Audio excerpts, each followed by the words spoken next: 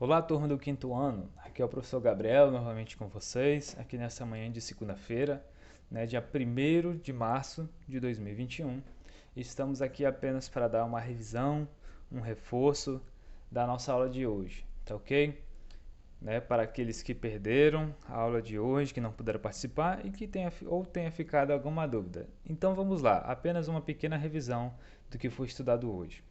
Hoje a nossa aula número 4 foi sobre algarismos indo-arábicos, que como eu mostrei para vocês hoje, eu mostrei que é o sistema de numeração que nós usamos hoje em dia, apenas atualizado.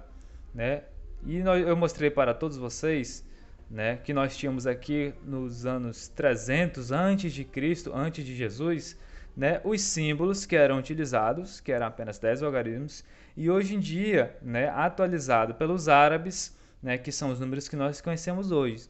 E esses números, esse sistema de numeração é um sistema decimal. O que isso quer dizer? Que a cada 10 unidades, nós trocamos 10 unidades por uma dezena. E a cada 10 dezenas, nós trocamos elas por uma centena e assim por diante. E elas são, hoje em dia, organizadas. Temos aqui a classe e as ordens. Então, aqui nós temos as ordens das unidades, dezena e centena. Aqui o 5 representando 5 unidades, uma dezena e o 3, 3 centenas. E também nós vimos que a ordem destes números, elas fazem diferença. Porque, por exemplo, eu tenho aqui 36 e 63, os mesmos algarismos para formar dois números diferentes. No primeiro nós temos aqui o 6 representa 6 unidades e o 3, 3 dezenas, ou 30 unidades. O 3 aqui já no segundo representa 3 unidades e o 6 representa 6 dezenas ou 60 unidades, certo?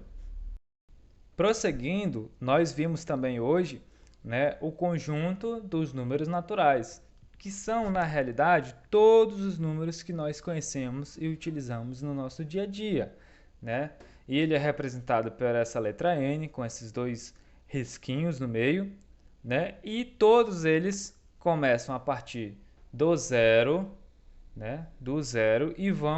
e seguem até o infinito, ou seja, é um conjunto numérico infinito, sem fim, tá ok? Eu coloquei aqui alguns, e reticências para representar que ele continua, ele tem sequência. E também dá para nós representarmos esses números na reta numérica, aonde começa-se do zero e segue os números um após o outro infinitamente, tá? Como eu disse, eles não têm fim. É um conjunto de números infinitos. E a gente vê que entre um e outro tem um espaço na reta. Ou seja, de um para o outro, a gente tem uma diferença de uma unidade. Como eu coloquei aqui, de uma unidade. E para eu saber qual é a diferença, por exemplo, qual a distância de um número para outro, sem ser de uma unidade, por exemplo, do 4 para o 5, é só fazer uma simples subtração. 9 menos 4, eu vou ter 5 unidades, certo? Nós vimos também a ideia de sucessor e antecessor. Sucessor vem da ideia de depois e antecessor da ideia de antes, Então, nós vimos o que aqui, ó? Que para eu saber o sucessor de um número natural, eu preciso somar mais uma unidade. Por exemplo, eu dei o exemplo do 30. 30 mais uma unidade, vou ter 31. Então, o sucessor do 30 é o 31. E antecessor é o contrário. Se no sucessor eu precisava somar uma unidade, no antecessor eu preciso subtrair uma unidade. Então, 30 menos 1 é igual a 29. Então, o antecessor do 30 é o 29. E nós fizemos aqui alguns exemplos desses números antecessor e sucessor. Então, eu tenho aqui o 15, por exemplo. Para eu saber o sucessor dele, eu tenho que somar mais um. Então, 15 mais 1, 16. E para achar o antecessor dele, eu tenho que subtrair 1. 15 menos 1, 14. Os demais aqui, ó, próximo. 100. O sucessor dele é 100 mais 1. Vou ter 101. E o antecessor é 100 menos 1, que é 99. E o zero? O zero tem sucessor e antecessor? Tem. O zero, para achar o sucessor, eu somo mais 1. 0 mais 1 igual a 1. E 0 menos 1 existe? Até existe, mas não nos naturais. Nós vimos aqui, ó, que o primeiro número é o zero, não tem nenhum número antes dele. Então, nos números naturais, o zero não tem antecessor. Por isso coloquei um x aqui para representar que não existe. Tá ok? Continuando, turma, nós também vimos alguns subconjuntos dos números naturais, que são conjuntos menores dentro desse conjunto de números, né, que é os naturais. Primeiro, o primeiro subconjunto é o subconjunto dos números pares, que são todos os números que terminam em 2, 4, 6, 8 e 0. Só que o 0, né, ele não é par, não é um número par. Ele apenas ajuda a nós encontrarmos números que são pares, por exemplo, o 10, o 20, o 30, 100, 1 milhão e assim por diante. Todo número que terminar em 0 também é um número par. Claro, com exceção dele, né? O 0 não é número par, ele é um número neutro, tá ok? Porque eu não posso dividir o 0, é por isso que ele não é par.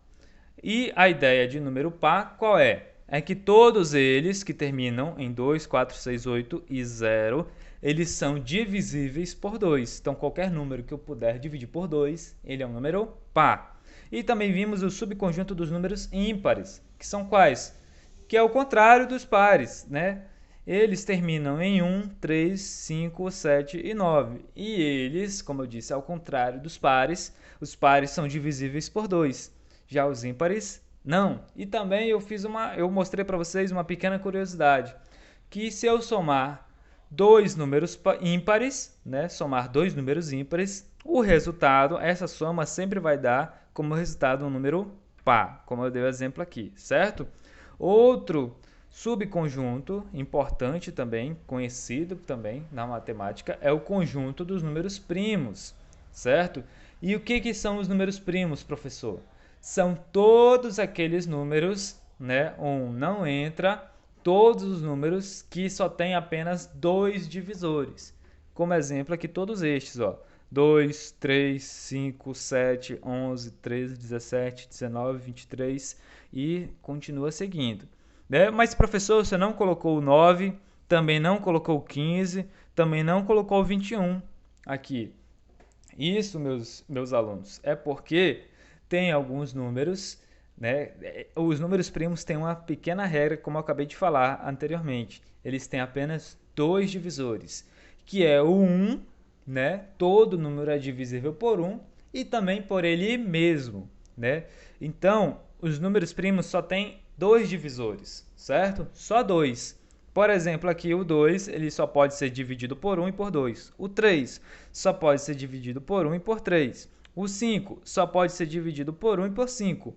E o 9, como eu dei exemplo, ó, o 9 aqui. O 9 eu posso dividir por 1, por 9, que é ele mesmo, e também por 3. Então, ó, já foge da nossa regra. Ele tem 3 divisores, então não pode, então o 9 não é número primo. Assim como o 6, ó, eu posso dividir o 6 por 1, por 6, que é ele mesmo, por 3 e por 2. Tem 4 divisores. Então, foge também da nossa regra. Então, qualquer número que ele tiver mais de 2 divisores, ele não é número primo. Para ser número primo, ele precisa ter apenas 2 divisores, o 1 e ele mesmo. E também vimos aqui que o 2 é uma exceção, porque ele é o único número primo que é par. Os demais números primos todos são ímpares, tá ok? E para finalizar, nós vimos aqui, né, o subconjunto dos quadrados perfeitos, que são o quê? Que na potência nós temos o seguinte, né? Para quem já estudou potência, vamos ver aqui rapidinho, né? Eu tenho um número que é a minha base e tem um expoente. Ele vai me dizer quantas vezes eu vou repetir a base. Por exemplo, em todos esses exemplos que eu coloquei o expoente 2. Então, a gente repete duas vezes a base, certo? Vou sublinhar para marcar para vocês. Aqui também, certo? E repetindo duas vezes, aí depois a gente multiplica. Então, coloquei o x de multiplicação em todos eles. Repeti as duas vezes, que pede o expoente, né? O expoente 2, repeti duas vezes. E multipliquei.